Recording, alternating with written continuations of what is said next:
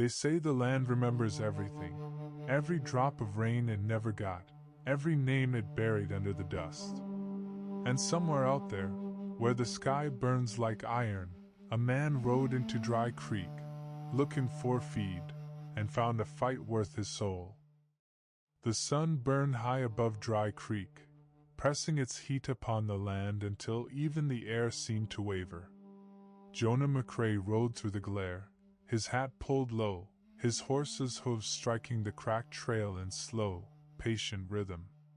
The desert was a colorless sea, nothing but dust, sage, and bones bleached white by years without mercy.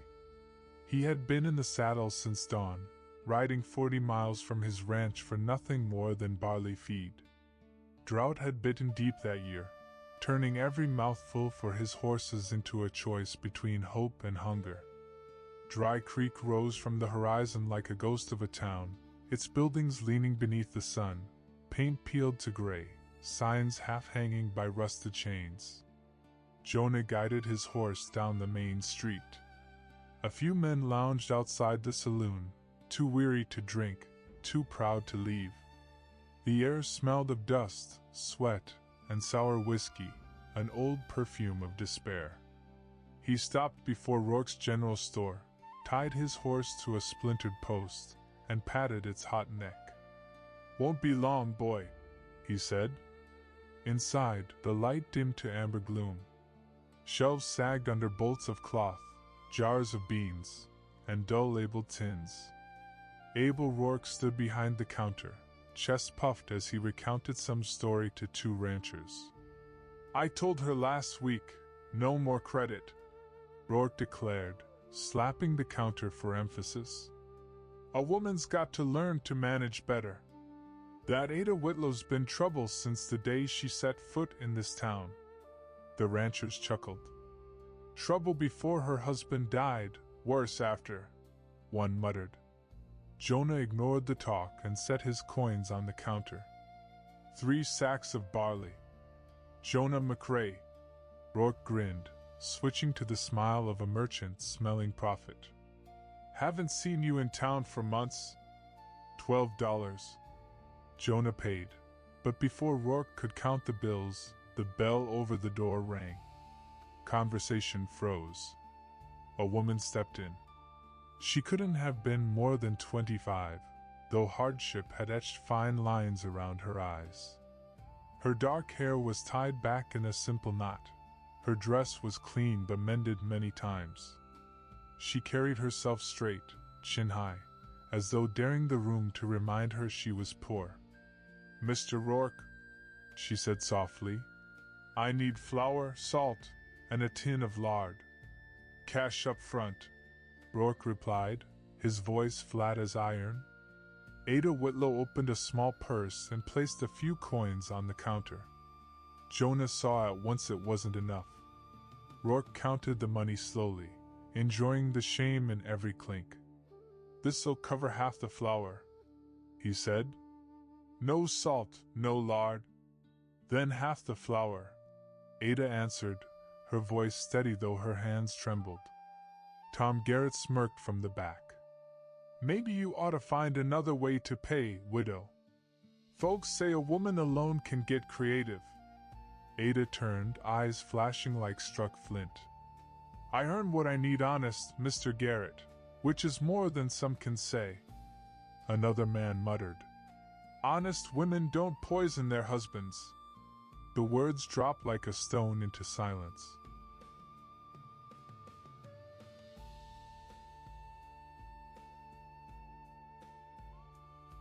Three days passed before Jonah admitted what his heart already knew. He hadn't finished his business in Dry Creek.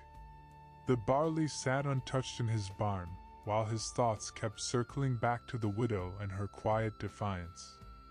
By the third morning, he saddled his horse again, a small sack of seed corn tied behind the saddle. He told himself it was waste seed, past its prime, but worth something to someone who still believed in growing things. The road south shimmered in the noonday light. The sky was an empty sheet of brass, the world a furnace of red dust. When the Whitlow place finally appeared, it looked smaller than he remembered. The roof sagged, the porch bowed, the fence slumped like an old man's shoulders. Weeds had swallowed what used to be a garden. A little girl stood in the yard, barefoot in the dirt. She couldn't have been more than 6, her mother's dark hair falling into solemn eyes. She watched him approach without fear or curiosity, just the quiet weariness of a child who had already learned too much about struggle. Jonah touched his hat to her. Before he could speak, the front door opened. Ada Whitlow stood in the threshold with a kitchen knife in her hand. Her face was pale and drawn, but her stance was steady. A woman who had fought too many small wars and didn't plan to lose another. When she recognized him, the knife wavered slightly, then lowered though her grip stayed firm. "Mr. McCrae," she said. "Jonah," he corrected gently. "Brought some seed. Thought it might help." Her eyes narrowed. "Thought maybe the poor widow could use charity. Thought maybe someone trying to keep a garden alive in a drought could use a few kernels sitting useless in my barn." They faced each other across the tired yard until, at last, Ada exhaled and stepped aside. "I suppose you'd better come in." Inside was bare but clean, 3 mismatched chairs, a wood stove, shelves half empty except for the goods he'd helped her buy. Poverty yet preserved with dignity. "Sarah," Ada called, and the little girl slipped inside, clutching her mother's skirt. "Would you like some water, Mr. McCrae?" Ada asked, her voice careful, as if offering it cost something precious. "I'm fine," Jonah said. "Just thought I'd drop off seed and share a few tricks about planting it right." Suspicion still lingered in her gaze, but finally she nodded. "Show me then." They spent the afternoon in the yard, kneeling in the dry earth. Jonah showed her how to plant deep, how to pack the soil to trap what little moisture might come, how to water only at dawn and dusk. Sarah followed silently, holding kernels in her apron, her small shadow flickering beside them in the heat. As the sun dipped, Ada's hands shook from exhaustion. Jonah noticed the hollows in her arms, the faint tremor of hunger she never mentioned. He wiped the sweat from his brow. "That's enough for today," he said. "Seeds need time to settle." Ada sat back on her heels, staring at the furrows. That night, the sky split open. Thunder rolled across the desert like cannon fire, shaking the windows of Jonah McCrae's ranch. He turned in bed, sleepless, staring into the dark. Every flash of lightning carved the outline of his room, then left him blind again. He tried to think of his horses, his fences, the rain he prayed for, but each crash of thunder dragged his thoughts back to the widow and her child in that collapsing house. Were they dry? Were they safe? He told himself it wasn't his concern. But when the wind howled through the rafters and rain began to hammer the roof, he gave up pretending. Jonah was already in the saddle when the storm reached its height. The trail to the Whitlow place had turned to mud, the rain blinding, but he pushed on, leaning low in the saddle as lightning ripped the sky open again and again. The horse stumbled, righted itself, pressed forward. Every flash revealed the lonely silhouette of the Whitlow house ahead, half swallowed by shadow and rain. He heard the child crying before he reached the porch. Inside, the roof was failing. Water poured through cracked shingles, turning the floor to mud. Ada was trying to catch the leaks with buckets, soaked through, hair plastered to her face. "Get out!" Jonah shouted over the roar. "To the barn!" She spun toward him, eyes wide, relief flashing for a heartbeat before she masked it again. "The roof's going. I can't stop it. Grab what you need," he ordered. "We move now." Ada snatched a small sack of clothes and dry food, while Jonah lifted Sarah into his arms. The child clung to him, crying against his shoulder. They stumbled through the storm, the world a blur of water and wind. Behind them, the sound of collapsing wood cracked like a gunshot.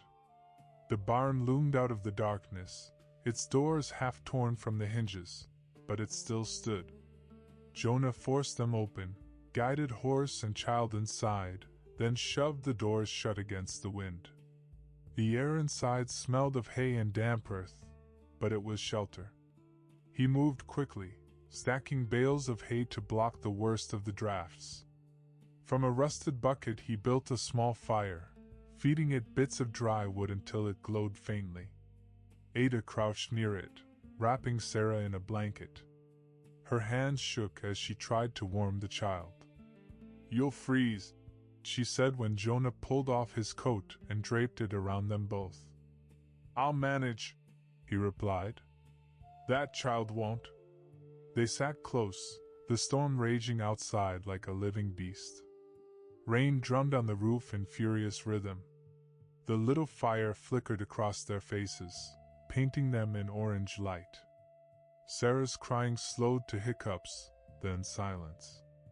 Exhaustion overtook her, head against her mother's chest. Ada's eyes glistened in the glow. "It's gone, isn't it?" she whispered. "The house. Half the roof's down," Jonah admitted. "But the walls are still standing. It can be rebuilt." "With what?" she said bitterly. "I spent my last coin on flour. There's nothing left." "Joe." Dawn broke pale and quiet after the storm. The desert glistened in a way Jonah McCrae had almost forgotten, puddles shimmering like glass, the air clean and sharp with the smell of wet dust. The Whitlow house stood half-ruined, its roof torn open, its walls bent and weary. Yet amid the wreckage, smoke rose faintly from the barn chimney. They were alive. Jonah walked the yard, boots sinking in the mud, studying the damage. When he returned, Ada was awake, Sarah still asleep in the hollow of her arms. Her eyes were rimmed red from exhaustion, but her chin remained high. "You've done enough," she said quietly. "Go home before this ruins you." Jonah shook his head. "I'll be back tomorrow with lumber and tools. We'll start fresh." "Mr. McCrae." "Jonah," he corrected. "And I don't walk away from folks I've chosen to stand with." The next morning, true to his word, Jonah returned with a wag-a-load of boards, nails, and a handful of stubborn hope. The sun had returned, hard and hot again, but they worked through it. Together they tore down what couldn't be saved, pulling splintered planks until the frame stood bare against the light. Ada worked beside him, sleeves rolled, hair tied back, her movements firm and deliberate. Her hands blistered, but she never paused. Sarah fetched water, carried nails, proud of every small task. By evening, a new skeleton of beams reached upward, glowing gold beneath the setting sun. They sat on the porch steps that night, weary but alive. Jonah chewed on a strip of jerky, while Ada leaned against the railing, her face streaked with sweat and dust. Sarah fell asleep between them, her head resting on her mother's knee. "Roof will go up tomorrow," Jonah said softly. Ada nodded. "You shouldn't be here this much. People talk. People always talk," he said. "Doesn't mean they're right." She gave a faint smile at that, quick, almost invisible, but Jonah caught it. It felt like the first honest smile he'd seen in months. By the third day, the frame was strong enough to cast its own shadow. The rhythm of hammer and saw carried through the air, a heartbeat of rebuilding. Yet that heartbeat drew others. One afternoon, 3 riders appeared at the gate: Sheriff Watson, Tom Garrett, and Pike Stevens. They dismounted slowly, eyes sharp, faces dark with judgment. "McCrae," the sheriff called. "Folks are talking." A single man spending his days at a widow's place. It don't look proper. Jonah set down his hammer. Seems to me fixing a roof is proper work. Garrett spat into the dust. That woman poisoned her husband. Everyone knows it. Ada stepped forward before Jonah could speak. Her dress was patched, her face sunburned, but her stance was proud. Everyone knows lies, Sheriff. And not one of you lifted a hand when this storm left my child sleeping under a leaking roof. Mr. McCrae did. If that shames you, then the shame is yours. The air went still. The men shifted uneasily. Jonah's hand rested near his tool belt, close in. The talk in Dry Creek spread like tumbleweed in wind. Quick, mean, impossible to catch. Every man at the saloon had an opinion about Jonah McCrae and the widow up north. Some said he was bewitched, others that guilt had made him soft. By the week's end, the story had curdled into accusation. Jonah didn't hear the worst of it until he rode into town for nails and lantern oil. He'd barely stepped off his horse before Tom Garrett and 4 others blocked his path outside the saloon. Well, if it ain't the Good Samaritan, Garrett sneered. How's the widow's charity work coming? Jonah's jaw tightened. Move aside. Garrett spat near his boot. You think you're some kind of hero? She poisoned her husband, and now she's got you playing farmhand like a fool. Before Jonah could answer, Garrett shoved him hard. The others laughed. Jonah's hat hit the ground, and the laughter died when his fist met Garrett's jaw. The man went down in a cloud of dust. The next swung a bottle. Jonah ducked, countered, and pain exploded across his cheek as another fist landed. He fought back without thinking, years of ranch brawls guiding him more than rage. When the shotgun blast cracked the air, everyone froze. Sheriff Watson stood on the porch, barrel smoking. That's enough. Jonah wiped blood from his mouth, breathing hard. Garrett groaned on the ground. You've chosen your side. Garrett spat. This won't end well. Jonah said nothing. He saddled up and rode straight for the Whitlow place, his ribs aching with every step of the horse.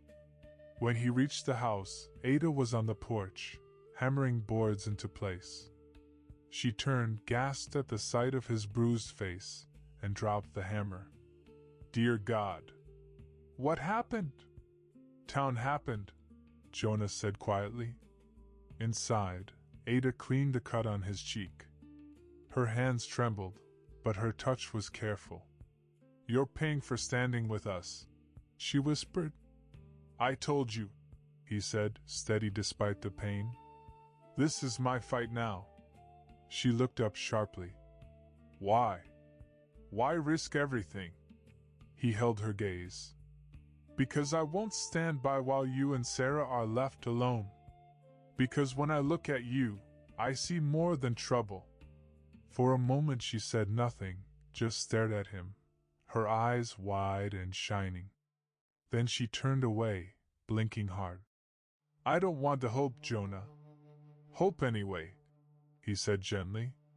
From that day, he spent more time at the Whitlow Ranch than at his own. He brought food, fixed fences, taught Sarah to ride a pony too small for anything but laughter.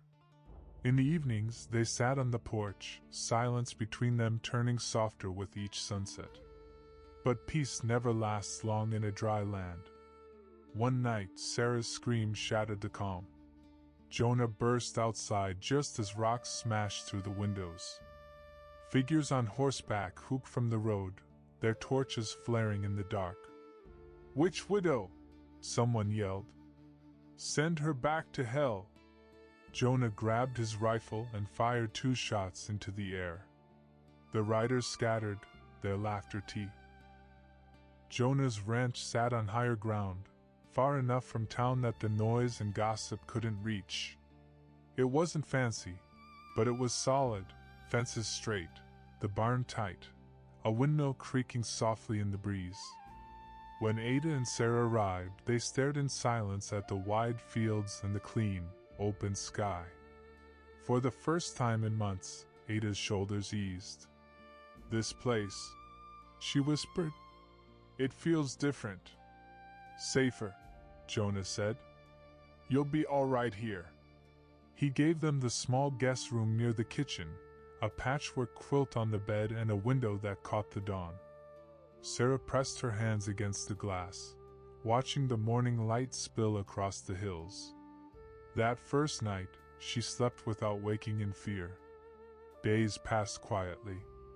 Ada tended to the garden, scrubbing the porch, mending clothes. Work steadied her hands. Jonah spent his mornings repairing fences, his afternoons with the horses. Sometimes they shared supper in silence, the kind that didn't need filling. The distance between them began to shrink, not through words, but through small gestures. A meal left waiting, a gate mended before she asked. But Dry Creek's whispers traveled farther than dust. Riders passed on the road, eyes lingering too long. Jonah ignored them, yet the tension sat heavy in his chest. One evening, Ada found him in the barn, brushing down his bay mare. "You shouldn't have brought us here," she said softly. "You'll lose friends. Maybe worse." Jonah looked at her, then back to the horse. "Didn't bring you here for their approval." She wanted to argue, but her voice failed. Instead, she stood beside him, her hand brushing against his sleeve, brief, but enough to make them both still. Later that week, Jonah rode into town for supplies. The streets were quieter than usual, eyes following him from behind half-closed shutters.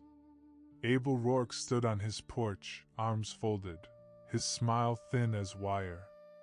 "McRae," he said, "still playing the savior? Thought maybe you'd be tired of rescuing liars." Jonah didn't rise to it. He loaded his wagon in silence, but before he left, his eyes caught something on Rourke's counter, an old map of the Dry Creek territory, yellowed and torn. Scrawled in the corner were 3 short lines carved together, a symbol Jonah had seen before. He remembered it from Ada's doorframe, 3 scratches burned into the wood. He thought it was an old mark, maybe a carpenter's sign. Now it felt like something else. That night, under a red sunset, he studied the map again. The mark sat near the old Ridgewell mine, a silver vein abandoned decades earlier after a collapse. The same stream that fed the mine ran downhill toward the Whitlow property. The next morning, Jonah tested a hunch. He filled a tin cup with water from the well behind his barn, cool and clean. Then he rode to the ruins of the Whitlow place. The yard was silent, the garden dry again, the air thick with flies. He lowered a bucket into Ada's old well and pulled it up. The water. Morning came dry and windless, but something in the air felt charged, like the pause before lightning. Jonah McRae sat at his kitchen table, staring at a glass jar filled with cloudy water. The sediment had settled overnight, a thin layer of silver-gray dust at the bottom. Poison born from greed and neglect. When Ada entered, her hair still damp from the basin, she stopped at the sight of it. "That's from my well," she said quietly. Jonah nodded. "Runoff from Ridgewell mine. The stream runs straight through the old shafts before it feeds your land." "So Samuel," she began, her voice tight. "Didn't die by your hand," Jonah said. "The town killed him with its silence." Ada sat down, her fingers trembling as she reached for the jar but didn't touch it. "They'll never believe it. They don't want to. Then we give them proof." By noon, Jonah had ridden into Dry Creek with the jar tucked in his saddlebag. The saloon porch fell silent when he dismounted. Men who'd laughed at him a week before looked away now. He walked past them, boots ringing sharp on the boards, straight to Sheriff Watson's office. Watson was a thick man with gray whiskers and the slow patience of someone who'd seen too much dust. "McRae," he said, leaning back. "You look like trouble carrying a jar." "Not trouble," Jonah said. "Evidence." He set it down hard enough to make the contents swirl. "That's from Ada Whitlow's well. Test it. Taste it, if you've got the guts." The sheriff frowned, sniffed the water, then set it aside. "I'm no chemist." "Then bring someone who is," Jonah snapped. "But look at the mine records. Ridgewell collapsed after the spring floods, right before Samuel Whitlow died. The runoff poisoned his water. Rourke's men were paid to keep quiet." Watson's eyes narrowed. "You're accusing half the town. Only the guilty half." There was a long silence. Finally, the sheriff exhaled. "All right. Bring me something solid, and I'll act. Until then, watch your back." Jonah left knowing the warning was more than kindness. The same afternoon, he noticed two riders trailing him down the road, faces half hidden under dust scarves. He didn't lead them to the ranch. Instead, he veered into the dry creek bed, waited behind a mesquite thicket, and watched them ride past. Rourke's men. That night, Ada lit a lamp while Jonah unrolled old maps and mining ledgers across the table. Together they traced the creek from the Ridgewell shaft to her property. In the yellow light, their shadows leaned close, voices low. Sarah stirred in the next room, murmuring in her sleep. "Mama," she whispered faintly. "The bad water's gone now?" Ada's voice caught, but she answered softly. "Soon, sweetheart. Soon." Outside, coyotes yipped at the edge of the hills. The night felt heavy with something waiting to happen. Just before dawn, the dogs barked. Jonah was on his feet in an instant, rifle in hand. He stepped outside and smelled it, kerosene. Flames roared up behind the bee. By sunrise, Dry Creek was boiling with rumor. Some said Jonah McRae was coming for blood. Others said the widow had bewitched the sheriff. But when Jonah and Ada rode into town that morning, they carried no rifles drawn, only a wagon filled with broken boards and a scorched metal plate marked Ridgewell Silver Company. Sheriff Watson met them in the square, flanked by Abel Rourke and a handful of nervous men. The townsfolk gathered around like buzzards waiting for a verdict. Jonah stepped down, dust rising around his boots. "You wanted proof," he said, his voice carrying over the murmurs. "Here it is." He lifted the blackened plank, still smelling faintly of smoke. "They burned my barn to hide it. Tin from the Ridgewell mine, same mine that poisoned the creek, same water that killed Samuel Whitlow." Rourke scoffed. "You're spouting nonsense, McRae. You think anyone will take a rancher's word over mine?" Watson held up a hand. "Quiet, Abel." His eyes moved to Ada. "Mrs. Whitlow, you stand by this claim?" Ada's hands were steady now. "I do. My husband drew water from that well the week the mine flooded. He was dead 2 days later. And every man here who whispered that I killed him knew better. They just didn't want to cross the ones making money." A ripple of shame passed through the crowd. Jonah reached into his saddlebag and pulled out a glass jar, still half filled with cloudy water. "Take it to the next town," he said. "Let a doctor test it. He'll find arsenic and mercury. Same as in the Ridgewell stream."